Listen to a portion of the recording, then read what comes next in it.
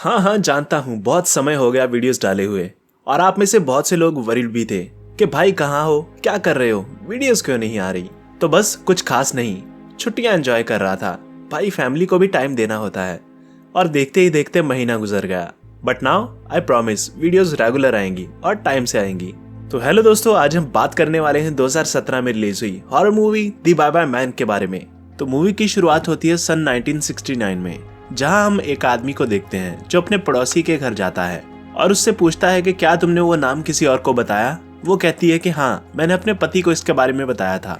ये सुनकर वो आदमी टेंस हो जाता है और अपनी गाड़ी से बंदूक निकालकर उस औरत और उसके पति रिक को मार देता है और किसी की तरफ इशारा करके कहता है कि तुम जीत नहीं पाओगे, मैं तुम्हें जीतने नहीं दूंगा। फिर इसके बाद दो औरतें खिड़की के बाहर उसे ऐसा करते हुए देख लेती हैं। तो वो उनसे भी पूछता है और उनका पीछा करते उनके घर चला जाता है। और रास्ते में वो एक ही लाइन रिपीट करता जाता है, don't say it, don't think it, don't think it, don't say it. और फिर वो उनके घर पहुंचकर उन्हें भी मार देता है। अब ये आदमी कौन था और उसने ऐसा क्यों किया और वो किससे बात कर रहा था, ये सब हमें बाद में पता चलेगा। अब मूवी यहाँ कट होकर प्रेजेंट में चलती है, जहाँ हम 3 कॉलेज स्टूडेंट एलियट, उसकी गर्लफ्रेंड साशा और उसके दोस्त जॉन को देखते हैं, जो कॉलेज में इकट्ठे पढ़ते थे और कॉलेज कैंपस के पास एक रेंट पे घर देख रहे थे। इसी के चलते वो एक घर में जाते हैं और उस घर को एक्सप्लोर करने लगते हैं। पहले तो उन्हें वो घर थोड़ा वियर्ड सा लगता है, पर चूंकि वो उनके कॉलेज के बिल्कुल पास था और उन्हें कम पैसों में मिल रहा था, तो वो उस घर को फाइनल कर लेते हैं और उसे अरेंज करने में जुट जाते हैं। कुछ ही समय में वो उस घर को सेट कर लेते हैं। और फिर अगले सीन में हम एलियट और साशा को देखते हैं। एलियट बाथरूम जाता है और साशा को बेड पे रखे लेटर को पढ़ने को कहता है, जो उसने साशा के लिए लिखा था। साशा वो लेटर पढ़ रही होती है कि तभी उसे एक सिक्का गिरने की आवाज सुनाई देती है। वो उस ओर देखने जाती है, पर वहाँ कोई नहीं होता। तभी उनके बेडरूम का दरवाजा जोर से बंद होता है। उसे ऐसा लगता है कि शायद एलियट ऐसा कर रहा है, पर थोड़ी देर बाद एलियट बाथरूम से बाहर आता है। ये देखकर वो शॉक हो जाती है और थोड़ा सहम जाती है। खैर, अगले सीन में हम देखते हैं उनके घर में पार्टी चल रही होती है और एलियट का भाई, उसकी बीवी और उसकी बच्ची एलिस उनसे मिलने आते हैं। उसका भाई उसके लिए बहुत खुश होता है और यहाँ घर को एक्सप्लोर करते वक्त एलिस एक रूम से दूसरे रूम जाने लगती है। वो घूमते घूमते उनके बेडरूम में पहुँचती है, जहाँ उसे सिक्का गिरने की आवाज सुनाई देती है। वो उस आवाज की तरफ जाती है और दरवाजा खोलकर देखती है। अब जैसे ही वो दरवाजा खोलती है कि उसके पीछे का दरवाजा अपने आप खुल जाता है, जिसमें से एक भेड़िए का सर बाहर आता है।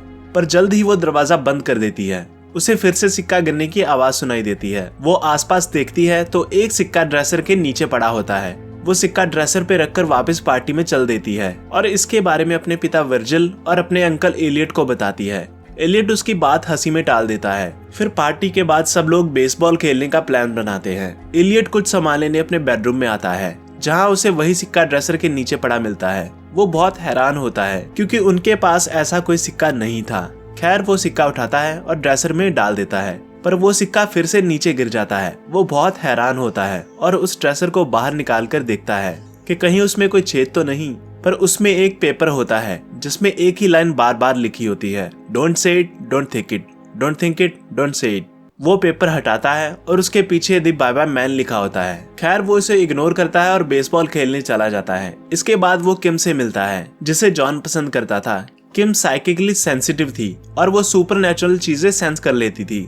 अब चूंकि उनके उस घर में कुछ भूतिया घटनाएं होने का एहसास था, तो वो उसे इंसिस्ट कर लेते हैं वहाँ प्रैक्टिस करने को। किम भी मान जाती है और अगले सीन में वो घर की लाइट्स बंद करके टेबल के बीचों बीच एक कैंडल रखकर उसकी प्रैक्टिस करते हैं। पहले तो एलियट को उस पर विश्वास नहीं होता और वो उसका मजाक उड़ाता है, पर बाद में जब किम उसके पेरेंट्स के बारे में उसे बताती है तो उसे उसकी बातों पर विश्वास हो जाता है। यहाँ उसे अजीब सा एहसास होता है और वो कहती है कि कोई आ रहा है जो उसे कह रहा है, don't think it, don't say it. और तभी एलियट उसकी बात को पूरा कर देता है और कहता है, द बाय बाय मैन। अब जैसे ही वो ये कहता है, कैंडल्स अपने आप बुझ जाती हैं और किम नीचे गिर जाती है। सब लोग डर जाते हैं। वो नहीं जानते थे कि उन्होंने किस शैतानी शक्ति को ट्रिगर कर दिया था। खैर, इसके बाद सब लोग सोने चले जाते हैं। रात को सोते वक्त एलियट को सामने एक परछाई दिखाई देती है। वो हड़बड़ाहट में उठता है, पर जैसे ही वो लाइट्स ऑन करता है, परछाई वहाँ से गायब हो जाती है। वो इसे अपना भ्रम मानकर फिर से लेट जाता है कि तभी साशा खांसने लगती है। वो फिर लेटने की कोशिश करता है, पर तभी उसे नीचे से कुछ आवाज सुनाई देती है। वो नीचे चेक करने जाता है, पर वो देखता है कि वो आवाज बाहर से आ रही थी और ऐसा लग रहा था जैसे कोई अपने नाखूनों से दीवार को स्क्रैच कर रहा हो, पर उसे बाहर कोई दिखाई नहीं देता। इतने में साशा भी नीचे आ जाती है और दोनों फिर से सोने चले जाते हैं। अगली सुबह जब जॉन किम को उसके घर छोड़ने जाता है तो यहाँ उसे उसके बालों में कुछ मैगट्स दिखाई देते हैं, जिसे देखकर वो डर जाता है और जल्दी से उसे ड्रॉप कर घर वापस आ जाता है। घर वापस आने पर वो एलियट और साशा से मिलता है। यहाँ एलियट उसे दीवार पे बने निशानों के बारे में पूछता है, पर जॉन कहता है मुझे इसके बारे में कुछ नहीं पता। यहाँ साशा की तबीयत और बिगड़ने लगती है और उसे हेलुसिनेशंस आने लगते हैं। उसे ऐसा लगता है जैसे जॉन उसके सामने कपड़े उतारकर उसे रिझाने की कोशिश कर रहा हो। इलियट को एहसास हो जाता है कि उसके साथ कुछ तो गड़बड़ जरूर है और वो उससे पूछता भी है, पर वो उसे अपने हेलुसिनेशंस के बारे में कुछ नहीं बताती। रात को जब वो अपने भाई से बात कर रहा होता है तो उसे फिर से वही आवाज सुनाई देती है। वो बाहर आकर देखता है पर वहाँ कोई नहीं होता। फिर वो बेसमेंट में चेक करने जाता है पर वहाँ भी कोई नहीं होता। इसके बाद साशा उसे अपनी डायरी दिखाती है जिसमें उसने कोई डरावनी सी दिखने वाली आकृति बनाई थी, पर वो कहती है कि मुझे इसके बारे में कुछ नहीं पता कि ये मैंने कब बनाई। ये देखकर और सुनकर दोनों डर जाते हैं। कुछ था जो उनके साथ हो रहा था, शायद उस घर में कुछ था। अब वो क्या था इसका पता लगाने साशा अपने लैंडलॉर्ड के पास जाती है और इलियट कॉलेज की लाइब्रेरी में द बाय मैन के बारे में सर्च करता है। उसे वहाँ से रेडमन करके डेड फाइल का एक रेफरेंस मिलता है। अब इसका पता लगाने वो अपनी लाइब्रेरी से वही फाइल निकाल कर देखता है और लाइब्रेरियन के थ्रू से पता चलता है कि मिस्टर रेडमन वही आदमी था जिसने कई खून किए थे। अब सीन यहाँ कट होकर हम स्टार्टिंग वाला सीन देखते हैं जहाँ वो आदमी उन दोनों लड़कियों को मारने उनके घर जाता है। यहाँ हम देखते हैं वो उन दोनों को खत्म करके खुद जहर पी लेता है, पर मरने से पहले वो किसी की तरफ इशारा करते हुए कहता है मैं तुम्हें जीतने नहीं दूंगा, तुम जीत नहीं पाओगे। ऐसा लगता था जैसे कि उसके दिमाग के साथ खेल रहा हो और उसे मरने पे मजबूर किया जा रहा हो। इतना बताकर वो लाइब्रेरियन वहां से चली जाती है। इसके बाद इलियट जैसे ही पेजेस से द बाय मैन मिटाने की कोशिश करता है कि उसे आभास होता है कि कोई ब्लैक कपड़े पहने उसके पास आता जा रहा है, पर लास्ट में उसे पता चलता है कि ये सब उसका वहम था। उधर साशा लैंडलॉर्ड से मिलकर उसे घर के बारे में बताती है कि घर बहुत वियर्ड है और उनके साथ अजीब अजीब चीजें हो रही हैं, और उसे उस घर में पड़े ड्रेसर के बारे में भी बताती है, पर वो कहता है कि वो मेरा नहीं है और मुझे इसके बारे में कुछ नहीं पता। फिर वो उसे इस घर की एक्चुअल ओनर का पता देता है और उसे मिलने को कहता है। इधर जॉन को भी क्लास में हेलुसिनेशंस आने लगते हैं। वो अपने फोन में एक ब्लैक हुडी पहने किसी व्यक्ति की फोटो देखता है। फिर वो फोटो हिलने लगती है और उसकी तरफ इशारा करती है। उसे बहुत अजीब लगता है क्योंकि उसने ऐसी कोई फोटो खींची ही नहीं थी कि तभी एकाएक वो अपने सपने से जाग जाता है। इसके बाद इलियट जॉन और साशा को एक साथ देखता है जहां वो दोनों हंसकर बातें कर रहे होते हैं और रोमांटिकली एक दूसरे के साथ होते हैं, और साशा जॉन के साथ गाड़ी में बैठकर चली जाती है। ये देखकर इलियट को बहुत वियर्ड लगता है और वो दूर से छुपकर उन दोनों को देखता है। इसके बाद वो किम के घर उसकी मदद लेने जाता है क्योंकि उसे लगता है कि शायद किम जो लोग मर चुके हैं उनसे बात करके उनकी कुछ मदद कर सकती है, और किम भी उसकी मदद करने को मान जाती है। पर यहाँ हम देखते हैं कि उसके हाथों में किसी का खून लगा होता है जिसे वो धो देती है। खैर दोनों गाड़ी में बैठकर उसके घर के लिए रवाना होते हैं और रास्ते में एलियट उसे सारी बात बताता है, और यहाँ वो उसके बैग में खून से सनी हथौड़ी भी नोटिस करता है। इतने में वो एक रेल रोड के पास से गुजरते हैं और किम को ऐसा लगता है कि जैसे कोई कार का एक्सीडेंट हुआ हो, और वो उनकी मदद करने पागलों की तरह उनकी तरफ दौड़ती है, पर इलियट को ऐसी कोई भी गाड़ी दिखाई नहीं देती। तो वो भी उसके बैग से हथौड़ी निकालकर उसके पीछे भागता है और उसे रोकने जाता है। इतने में दूसरी तरफ से आती ट्रेन किम को कुचलती हुई निकल जाती है और किम यहाँ मर जाती है।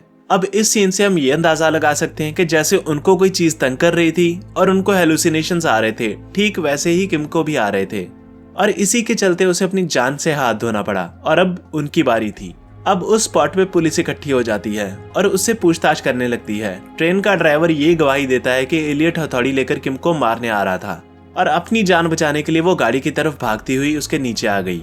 उसकी गवाही से एलियट को हिरासत में ले लिया जाता है। अब यहाँ उन्हें यह भी पता चलता है कि किम की रूममेट्स का किसी ने हथौड़ी मारकर खून कर दिया था, पर थोड़ी देर बाद किम के घर से एक सुसाइड नोट मिलता है जिसमें उसने लिखा था अपने रूममेट्स को मारने के बाद वो उन लोगों को भी मारने वाली थी। तो उसके इस नोट के बाद इलियट को रिहा कर दिया जाता है। इलियट सीधा अपने घर जाता है जहां वो जॉन को साशा के साथ नग्न अवस्था में देखता है। ये देखते ही वो उसे बैट से मारता है, पर थोड़ी देर बाद उसे रियलाइज होता है कि ये सब उसका हेलुसिनेशन था और उल्टा जॉन साशा का ध्यान रख रहा था।